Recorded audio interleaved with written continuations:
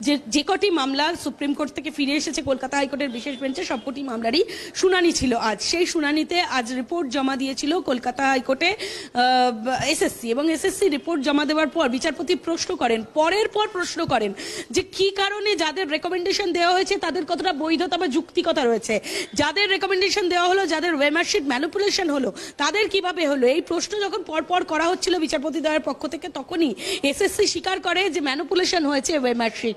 পাশাপাশি group C group ডির রেকমেন্ডেশনই তারা দেননি।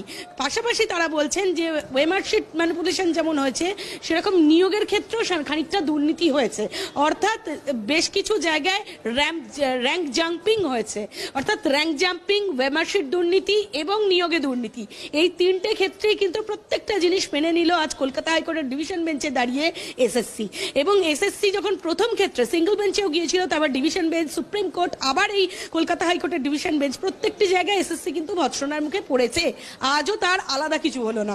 আজও বিচারপতি দ্বয় প্রশ্ন করলেন কি লুকোতে চাইছে এসএসসি, কাকে আড়াল করতে চাইছে এসএসসি, যার জন্য এতগুলো ম্যানিপুলেশন হয়েছে ওয়েমার্কশিট, যেখানে এত র্যাম্প জাম্পিং হয়েছে, কিন্তু সেই র্যাম্প জাম্পিং এবং ওয়েমার্কশিট ম্যানিপুলেশনের কোনো লিস্ট তারা তৈরি করেনি।